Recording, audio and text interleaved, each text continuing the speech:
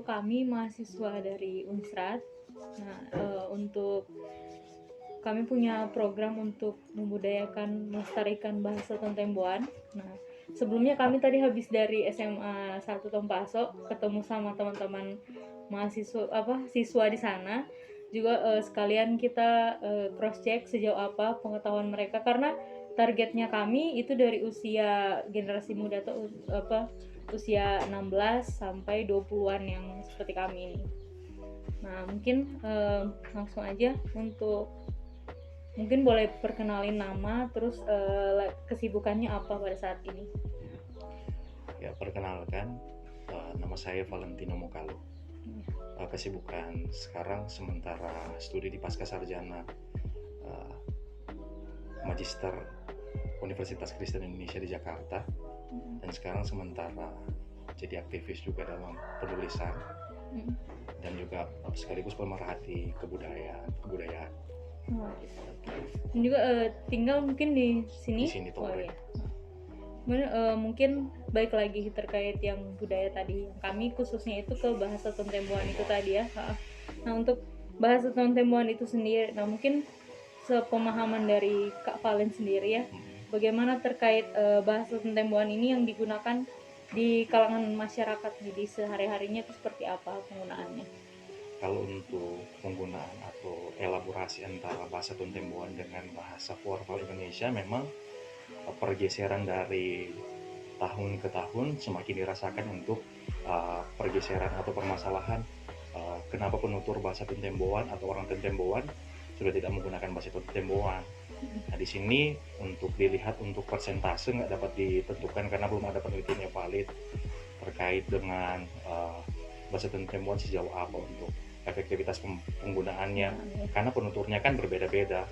Otomatis di dalam lingkungan Sulawesi Utara ada berbagai suku kan, tetapi di sini memang pure suku Tontemboan. Tetapi kenapa itu budaya terakulturasi dengan penggunaan atau bahasa formal atau bahasa Indonesia atau bahasa yang sehari-hari? Karena di sini faktor pertama terlihat ketika ada studi literatur yang telah dilakukan waktu lalu, ternyata faktor penentu atau faktor permasalahannya dilihat dari apa? Dilihat dari kurikulum. Apalagi ketika orang Tontemboan itu bersekolah, bukan dipaksakan untuk apa? Menggunakan bahasa Tontemboan karena bahasa baku kan. Ya, kalau bahasa Tontemboan itu ketika diaplikasikan dalam sekolah mungkin tidak efektif, karena belajar juga apa yang diajarkan guru, semuanya guru semua kan, misalnya matematika, nah ada kan di bagian kurikulum matematika disisipkan dengan bahasa Tontemboan. Nah, karena proses itu dari sejarah itu, kenapa apalagi di Minahasa, terlebih khusus di Tore, mau dilihat kenapa masalah itu terjadi. Nah, di letak permasalahan ternyata di sisi ini yang dilihat bahwa terancamnya pribadi yang tidak bisa berkembang, karena salah satu sisi untuk melihat perkembangan atau perkembangan manusia ternyata harus menggunakan bahasa internasional atau bahasa Inggris atau bahasa Indonesia sebagai bahasa yang baku, bukan bahasa Tontemboan. Baik, mungkin balik lagi ke mungkin dari Kak sendiri atau pengalaman di teman-teman sekitar Kak gitu kan. Nah, orang-orang ini tahu bahasa dan mengenal bahasa Tontemboan itu apakah diajarkan nih dari orang tua sejak kecil, atau nanti sudah beranjak dewasa baru sharing sama teman-temannya gitu mungkin? Kalau mungkin itu balik lagi ke teori imitasi. Kalau teori itu imitasi kan faktor penentu dari orang itu mengetahui sesuatu itu tentu dibiasakan. Itu kan pendidikan yang sejati bukan datang dari proses kita belajar, iya, tetap dari pengalaman. Dari pengalaman itu makanya ketika dalam pengalaman itu mungkin bukan berdasarkan sharing, tetapi memang dibiasakan atau memang dilihat dari apa yang dia dapatkan dari faktor lingkungan. Faktor lingkungan paling penting ketika orang menentukan atau mendapatkan pendidikan sesuatu, apalagi bahasa Tontemboan. Ketika diajarkan dengan model pembiasaan, menjadi tahu. Kalau misalnya dari pendidikan atau dari pendidikan formal atau hasil sharing dan lain sebagainya, mungkin sumber kembang itu sudah dilihat dari masalah. Jadi di sini letak permasalahan di situ. tadi juga sempat kan saya sebutkan di awal tadi kita habis dari SMA 1. Nah, itu kan ada berbincang dulu sama kepala sekolah dan juga ada beberapa guru. Jadi memang kalau untuk dari kami pun melihat siswa itu sendiri kan, mereka ada yang berani untuk tampil. Mereka sebenarnya tahu nih bahasa tentang mengerti lah, ya kan. Cuma untuk mengutarakan itu di kan kalau sudah lingkungan sekolah umum lah istilahnya kan, ada apa namanya, gengsi. Nah itu yang ada di dirinya setiap orang, itu kan yang tidak bisa kita hapuskan. Nah mungkin berkaitan dengan hal itu berarti kan untuk mungkin seberapa penting lah konotasinya, toleransinya seberapa penting supaya bahasa Tontembuan ini tetap sekarang ada tapi akan tetap terus ada, itu mungkin bagaimana gitu. Pertama dilihat dari dulu pendidikan itu, segi kurikulum di sekolah, apakah pendidikan itu membebaskan atau enggak. Sekarang kan kurikulum Merdeka Belajar itu berarti humanisasi dari siswa itu ditentukan dari diri sendiri. Guru itu membebaskan siswa melihat kapabilitas apa yang bisa diperoleh dari apa yang ketika dibebaskan kepada siswa untuk memilih. Nah di sini dilihat bahwa ketika gengsi itu menjadi suatu problem dalam pengaplikasian suatu identitas hidup, nah di sini kurikulum berbasis pendidikan lokal belum diterapkan dalam sekolah. Ternyata masalah kurikulum berbasis pendidikan lokal itu menjadi urgensitas yang harus dibentuk oleh sekolah sekarang. Karena kalau misalnya saya tidak mengenal identitas saya, sama juga dengan saya kan bahasa Tontemboan itu sebagai identitas sosial dalam suatu masyarakat, sudah dapat mengenal bahwa kita dari orang mana, Tontemboan mana. Kalau misalnya dia Tombulu berarti orang mana. Kalau misalnya dia logat Jawa misalnya, udah ketahuan kan di mana dia berasal. Jadi kurikulum berbasis pendidikan lokal atau berbasis budaya harus diberikan supaya gengsi yang dinyatakan dalam permasalahan ini menjadi suatu sumbangtif penting ketika bahasa lokal atau bahasa Tontembuan itu eksis. Eksisnya segala sesuatu dibiasakan dengan adanya fasilitas yang diberikan sekolah.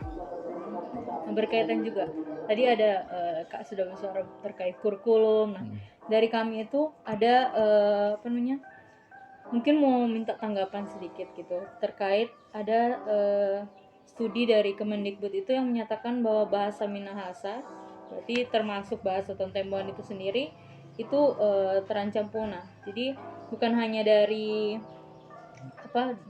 dari bahasa Minahasa sendiri, cuma ada bahasa-bahasa daerah lah istilahnya yang secara umum. Nah, termasuk bahasa Minahasa, berarti dalamnya bahasa Tontembuan itu sendiri kan. Nah, itu mungkin tanggapannya seperti apa?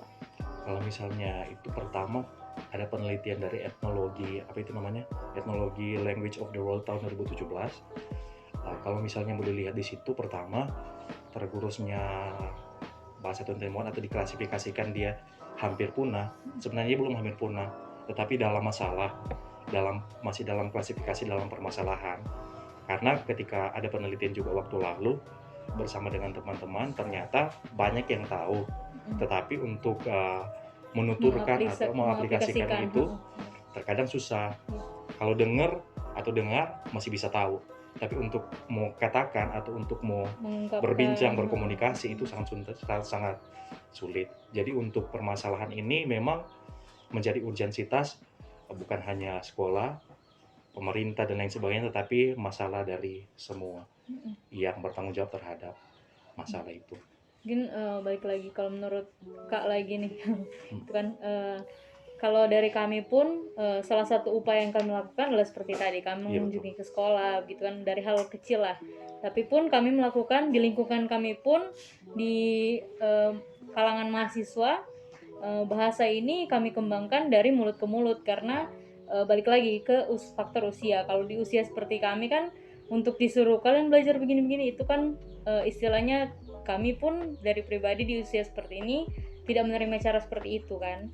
Nah, sedangkan untuk teman-teman siswa tadi kami ajarkan, kami buka interaksi. Nah, dari situ mereka bisa menerima. Jadi intinya cara tangkap orang kan beda-beda. Kembali lagi. Nah, mungkin dari kalau menurut Kak sendiri ada mungkin saran 1 atau 2 cara yang bisa untuk kami aplikasikan, kami terapkan yang berkelanjutan gitu. Kalau misalnya itu untuk sumbangsi penting supaya bahasa Tontembuan ini ada, pertama bentuk komunitas pencinta bahasa Tontembuan dulu itu. Karena kan beranjak segala sesuatu atau beranjaknya suatu model atau proyek yang harus dikembangkan berasal dari satu komunitas atau satu kelompok, sehingga menjadi apa kan, menjadi bisa berkembang, dapat dikatakan bisa berkembang. Nah, yang harus juga dilakukan usulan bagi universitas, karena juga dari Universitas Samratulangi dari Unsrat kan, berbasis masih dalam cakupan ada di Sulawesi Utara. Jadi usulkan ke bagian prodi atau bagian kurikulum harus membentuk pendidikan, karena kan belum ada pendidikan berbasis pendidikan lokal. Kalau pendidikan berbasis pendidikan lokal dalam ilmu sosiologis, ilmu komunikatif dan lain sebagainya kan mungkin bisa masuk. Karena disiplin ilmu itu beranjak dari permasalahan sosial. Jadi harus bentuk dulu dari situ. Terus upaya yang harus dilakukan, biasakan dalam keluarga.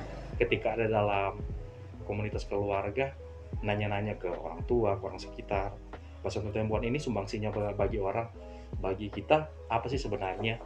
Karena fungsi bahasa itu sebagai pemersatu, dan juga fungsi bahasa itu ketika kita pergi ke mana saja atau pergi ke Manado, dalam hal ini ketika kita menawarkan, nggak mungkin kan kita langsung bahasa Indonesia gini.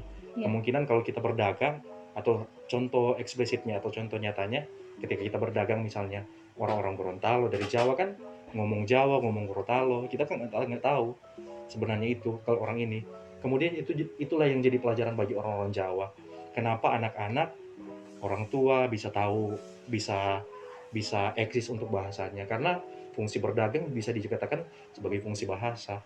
Jadi bahasa itu dapat digunakan, atau bahasa Tontembuan ini bisa jadi kekuatan, monumen penting atau momentum penting supaya kita bisa berkembang dan bisa digunakan di berbagai macam acara dan berbagai macam kegiatan. Ya mungkin dari kami pun tim dari Unsrat ini juga harapannya seperti itu, ada harapan berkelanjutan lah setelah apa yang kami lakukan ini. Jadi tidak hanya berhenti di sini, kami tetap terus mengembangkan gitu kan. Dan juga harapannya ya yang pasti, karena yang untuk merubah dan meneruskan pasti generasi kami dan di bawah kami gitu. Mungkin cukup untuk bincang-bincangnya sampai sini. Terima kasih banyak Kak atas kesempatannya dan waktunya, sudah meluangkan waktu. Terima kasih, selamat sore. Sore.